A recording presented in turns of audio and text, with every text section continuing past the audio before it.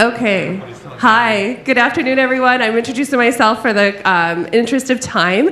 I am Amanda Storm Schuster, and I am the Chief of Development at the Clean Air Task Force. And if you were at yesterday's talk, some of this will be a repeat, but really the focus of today's conversation is helping to recruit new people into the field of fundraising and philanthropy. So I'm really here to help shed some light on the importance of fundraising and how that has an impact on the effective altruism movement and the charities that this movement supports, like the Clean Air Task Force. So what is development and fundraising? At a basic level, nonprofit fundraising is the process of raising resources for a charitable organization, institution. It helps the organization grow and it meets the needs for the mission that you serve. When it comes down to it, you're not going to be super successful if you don't have the resources in order to affect your mission. And fundraising doesn't really have a reason to exist if we don't have a cause to support. So it is really two sides of the same coin and mutually dependent on one another.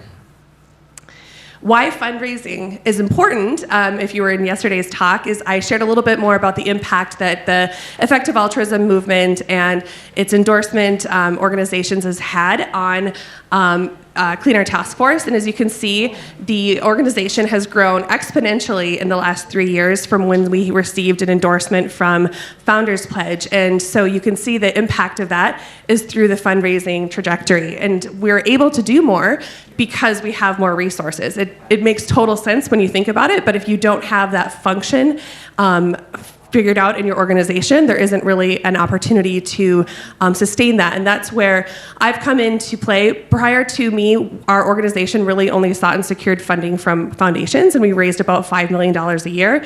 And then now we're raising about $35 million a year, and we're able to grow not only our people, but our global impact. So some examples of the effective altruism partners that we've had that has helped us get to where we are, and part of the work that we're doing in fundraising is actually working directly with effective altruism partners. So that's part of my job, is developing relationships with these partners, ensuring that they understand the impact that they're having with the endorsements that they have, as well as trying to understand the context of giving within the respective countries that we're working and fundraising from. So this is an example of the endorsements and the impact that they've had. If you were here for Louise's recent talk, The Life You Can Save is one of our recent endorsers and has had an incredible impact on our growth as well. But in the last year, we raised about $2.5 million alone just from the relationships that we've had with effective altruism. And part of what you do in fundraising is you're also nurturing those relationships, as well as working with the media, helping to position yourself well within the communications space, working with communication teams within your organization. So just to shed some light on fundraising careers, for my background, I have worked in nonprofits my entire career. My background is in communications and public relations. I had no intention of doing fundraising. In fact, when I first had a mentor come up to me and say, Amanda, you work really well with alumni and you're doing great with events, but I really think you'd have a talent in working individually with people and being a direct fundraiser. And I said, oh my gosh, I could never ask someone for money. You've got to be kidding me, anything but that. And I've been doing it for like 20 years. So I think it really helps to have someone tell you, like, no, you for real can do it. It's, while door knocking is definitely, and canvassing is definitely part of fundraising, that's not the kind of fundraising the majority of nonprofits and organizations do. You're actually developing relationships, listening to people, understanding what motivates them. I think that Louise shared a great story about how she's working with donors in New South Wales and how they're really wanting to make an impact and systems change, and great to hear that they want to support Clean Air Task Force. But I also want to say that the jobs in fundraising aren't always just direct fundraising. This is the team at Clean Air Task Force, and you can see we have people who are doing digital fundraising and marketing, events. We have people that are helping with operations, gift processing, donor database, so and then also grant writing. So just don't limit your understanding of what fundraising is. It can be a lot of different backgrounds. You don't necessarily have to be an extroverted people person. You could be really into research, really into data and analytics, and that's a role within the fundraising space. Fundraising backgrounds, we have a wide variety of backgrounds, and as you could hear from Louise, she came from the financial world. We have people who are former attorneys, people who are in the sciences who decide they really love working with people and want to apply that in a more, engaging way with philanthropy. So you really have a wide variety of backgrounds that come into the fundraising and philanthropy space. But I would say the big thing is that you have to have an appreciation and commitment to the mission because it's hard work. And if your heart's not in it, you're going to burn out pretty quickly. So I did share some of the fundraising jobs and examples of those from my team. But like the benefits of a fundraising career, I would say no day is the same. I'm here with you all. I traveled here, which is great. It's fun to get to meet new people and to learn about other cultures and engage with other like-minded individuals. But then also there is a lot of desk work. There's Zoom meetings. There's storytelling. There's writing. It's no day is the same, and then you're also working with brilliant people on the mission side and super interested and passionate people who have the resources to affect your mission. So it's a lot of relationship development and engagement.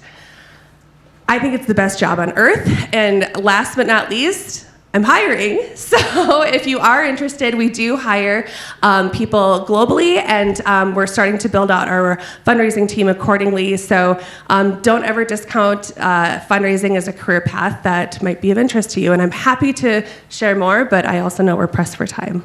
So thanks.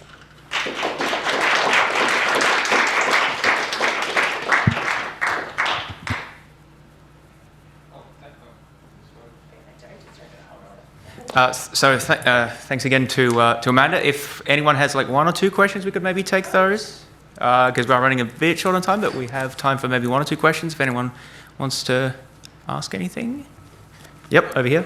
I was wondering if there are people who don't know much about fundraising and are wanting to start an organisation or entrepreneurs or something. What are the key things you think those people should know?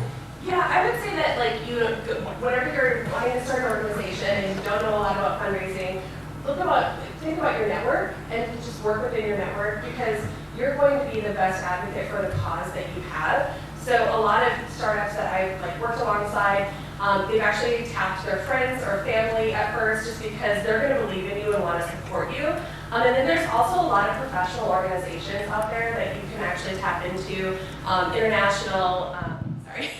international organizations like the Association of Fundraising Professionals. That's an international organization that offer a lot of resources, networking opportunities. And then I would just say, think about what motivates you and tell your personal story, and that's 90% of fundraising. And then also listening to what is motivating the person that might want to support your work. Maybe one more if there's any other questions. Oh, yep, up back. I just saw that you listed Effective Altruism Australia on one of the authors helping. Is it currently possible to donate to the...